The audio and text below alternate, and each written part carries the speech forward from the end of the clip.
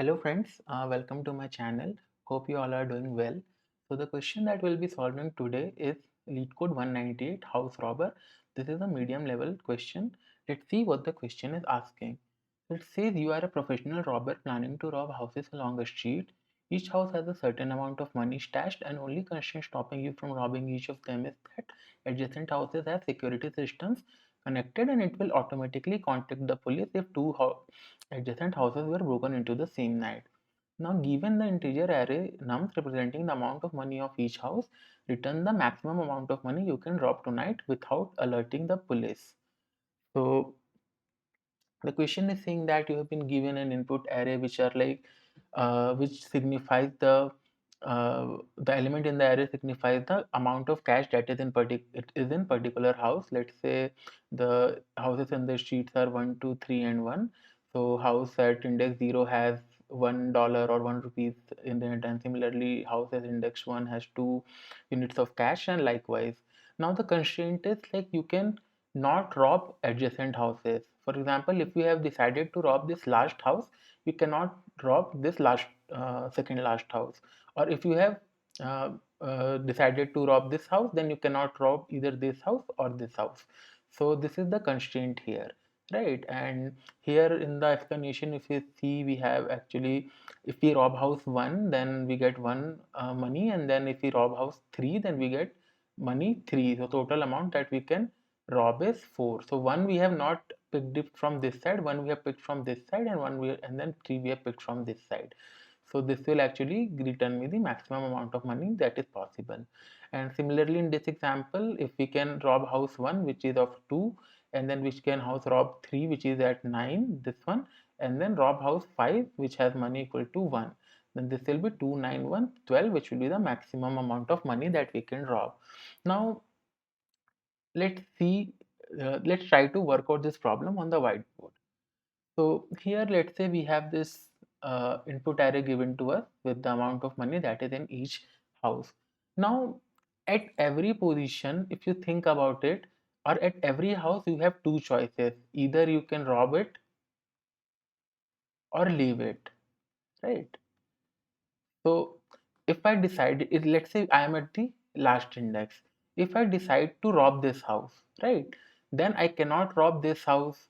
The next house that can be I can rob should be in this limit, from this limit only.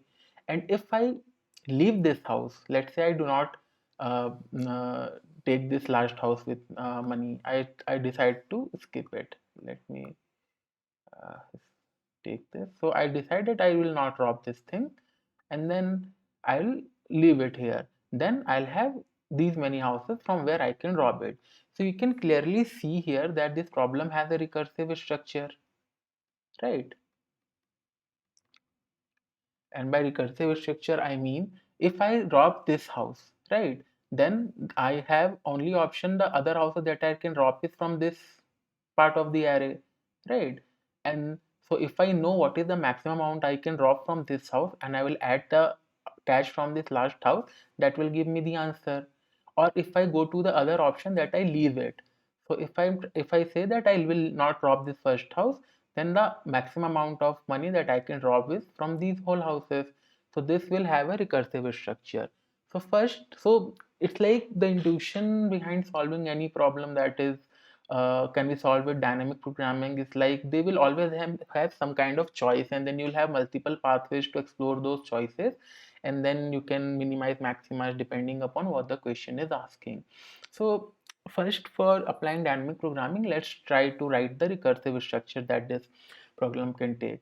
So let's say my method is max uh, cache that I need, and then it has nums array. This will be an array, and then what will be the state that will define the position at I am, right? So let's say I'm at the position. So you can start either from robbing from the first house or from the last house. This doesn't make any difference. I'll take it from the last house. So my position, initially I'll call this method with position as if there are n elements, then from n minus 1, right? So what is now the two choices that I have?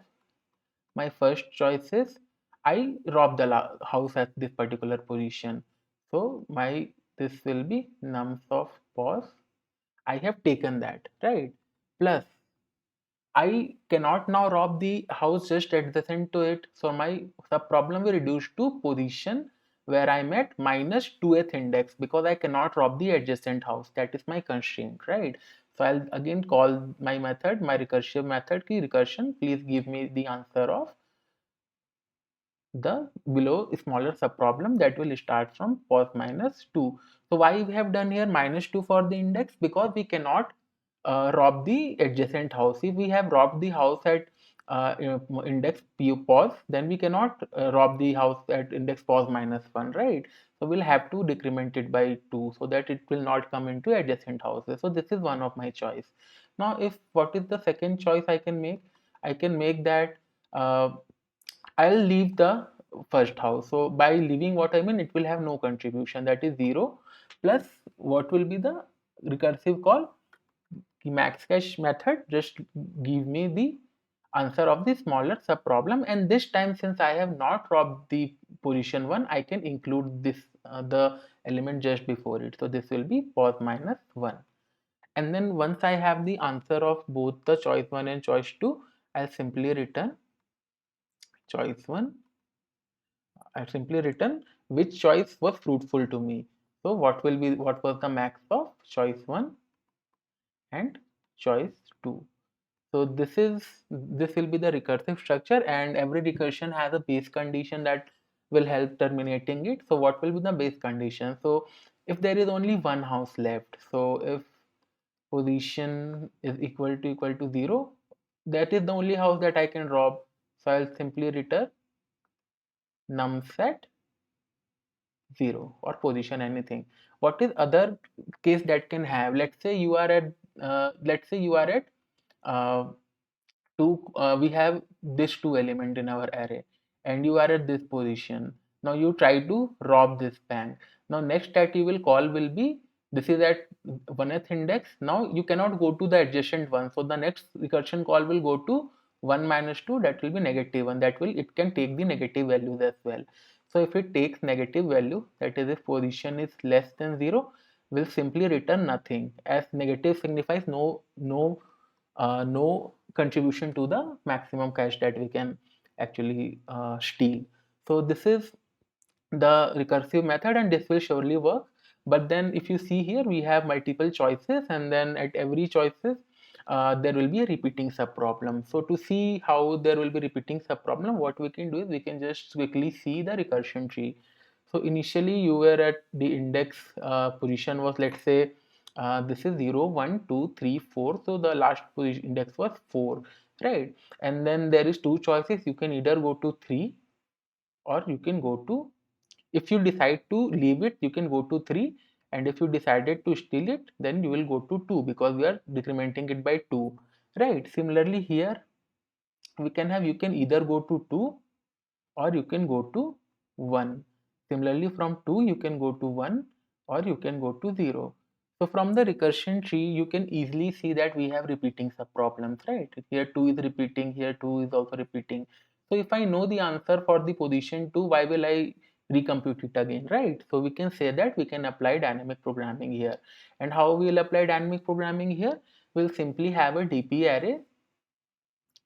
array containing of the same size of the houses, and it will actually denote how much what is the maximum amount I can make up to that last index.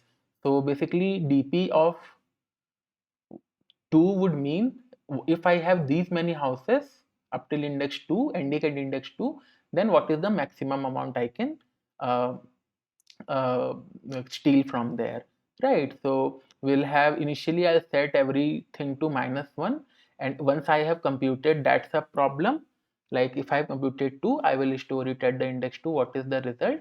So the next time when I encounter that same sub problem, I'll simply return it from my DP array.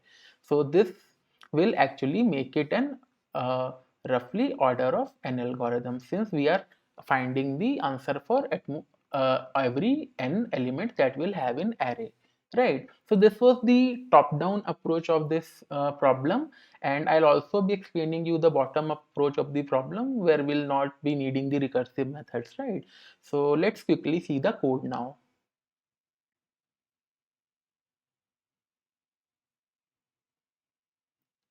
So first I'll show you the top-down approach of how we are using DP here.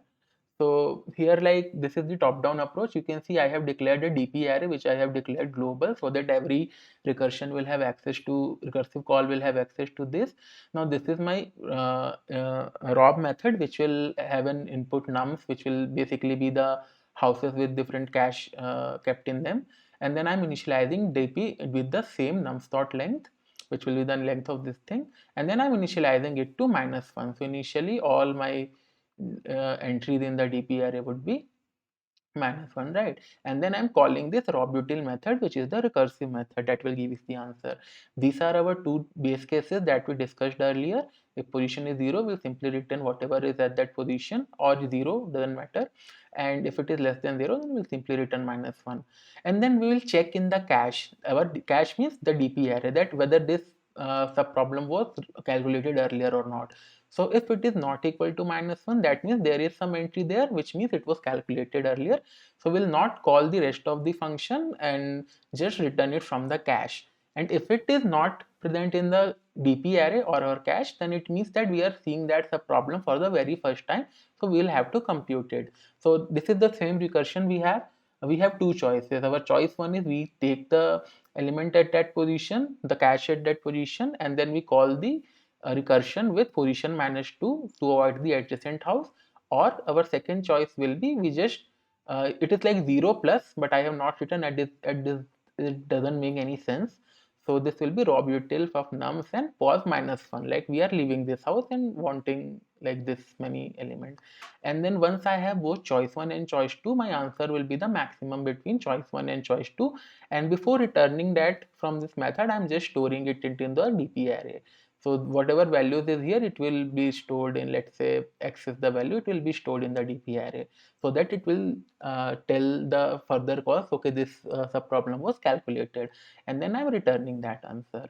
So this was the top down approach of solving this problem, and it has like 100% acceptance rate on LeetCode as well. Now let's see the bottom approach for the same problem. So how the bottom up approach works, let's see.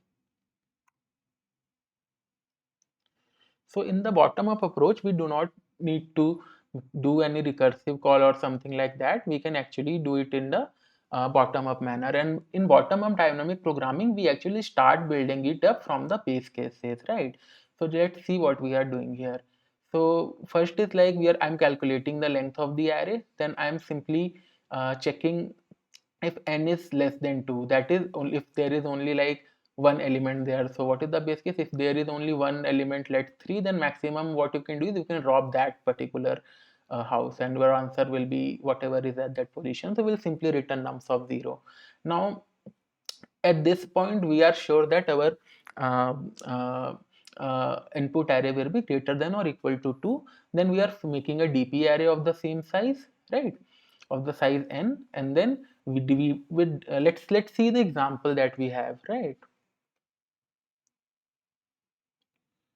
So the example was 27931. So example is 27931, which we have 5 elements. So my DP array will also be of 5, size 5. 0, 1, 2, 3, 4. Indexes are 1, 2, 3, 4. Right. Now dp at 2, what it will signify? It will signify what is the maximum I can do if I rob up till index 2. So that will be the answer of the subproblem ending at that index. Like dp at 3 would tell me what is the maximum I can make if I have only this many houses ending at index 3. So we'll now fill up this DP array into the bottom up fashion. So DP of 0 will be nums of 0, since if you have only one element, then it will be nums of 0. What is this? 2. And DP of 1 would be, so if DP of 1, that means my input set is 2 and 7. So what is the maximum amount that you can make? Since you cannot rob adjacent houses, you can either pick the first one or pick the second one, and the optimal answer is to pick the what is the maximum of between both of them, right? So dp of 1 will be the math.max of first element and second element. So in this case it will be max of 2 and 7, which would be 7, right? Now similarly, for element from index 2 onwards, we'll calculate this, will form our answers in bottom up manner. So what is the dp formula for this? This here, it will be maximum of two cases. Either you are robbing the current house, or you are leaving the current house. So if you are robbing the current house, right? So let's say you decide to rob the current house 9, right? You are at index 2, you decide that you rob the current house 9. Then what will be your profit or your max you can uh, rob? It will be 9 plus whatever maximum you can get up till 2 minus 2, that is 0. So what is dp of 0? That is 2, that is 13. This is your first choice. And what if you decide to leave that? Let me say that okay, I don't want this 9. So what will be my answer? My answer will be dp of just one index later. So what is this? 7. So out of 13 and 7, what is maximum? 13. So this will be 13. Similarly, you will fill the remaining element, right? Now when you are at the this 3, what is third index? What is your dp formula? Like you'll first say, let me rob this house. So I make a choice of robbing this house. So my profit will be 3 plus minus 2, that is 7, that is equal to 10. Or I leave this house, that is I just go to one index below. So this will be 13. And what is the max of this? 10 and 13? 13. So this will be 13. Now similarly, we reach the last index of the dp array. Here again, if I decide to rob, then I will get, we have 1 plus 13, that is equal to 14. Or if I leave it, then I'll go to index below, then that will be 14 comma 13, and then this answer will be 14. So I'll have the answer of answer of position whatever is the last index of the array, and simply we'll return the last index of the array. So this is how this question will be solved with bottom up approach,